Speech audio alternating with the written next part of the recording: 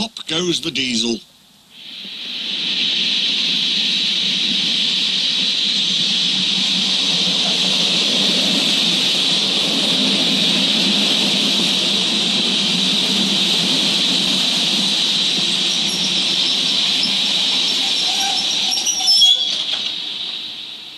City of Truro's visit made Duck very proud of being Great Western. He talked endlessly about it, but he worked hard too, and made everything go like clockwork. The trucks behaved well, the coaches were ready on time, and the passengers even stopped grumbling. But the engines didn't like having to bustle about. There are two ways of doing things, Duck told them. The Great Western way or the wrong way. I'm Great Western, and don't we know it, they groaned. They were glad when a visitor came. The visitor purred smoothly towards them. The fat controller climbed down. "Here is Diesel," he said. "I have agreed to give him a trial. He needs to learn. Please teach him, Duck."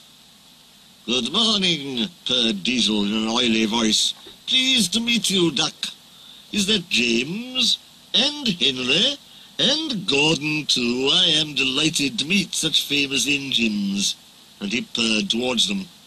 The silly engines were flattered. "He has very good manners," they murmured. "Oh, we are pleased to have him in our yard." Duck had his doubts.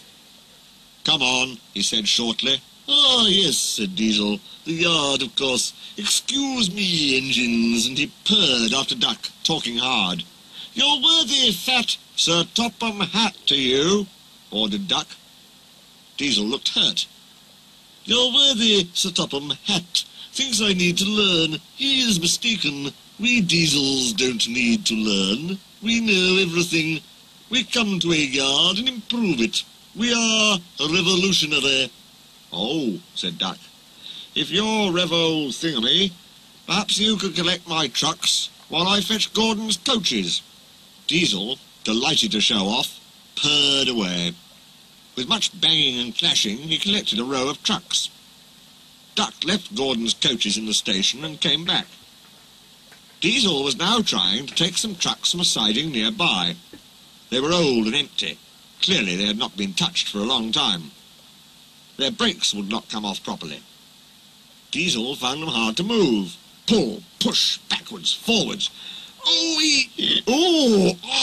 The trucks groaned. "We can't! We won't!" Duck watched the operation with interest.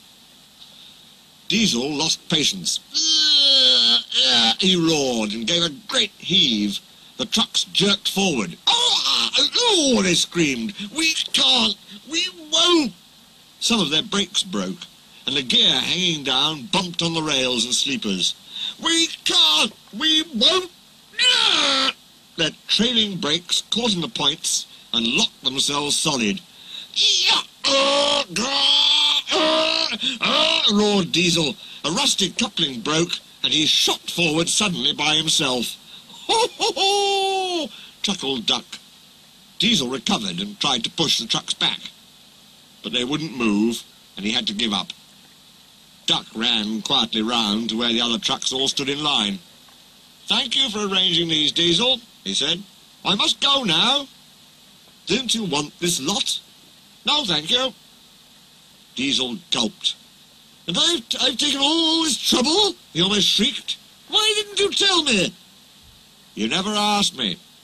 Besides," said Duck innocently, "you were having such fun being Revo, whatever it was you said. Goodbye." Diesel had to help the workmen clear the mess. He hated it. All the trucks and coaches were laughing.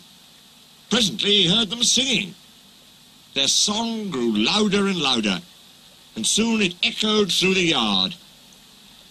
"Trucks are waiting in the yard, tackling them with easel. Show the world what I can do," gaily boasts the Diesel. In and out he creeps about like a big black weasel. When he pulls the wrong trucks out, pop goes the Diesel. "Ah!" he growled, and scuttling away, sulked in the shed.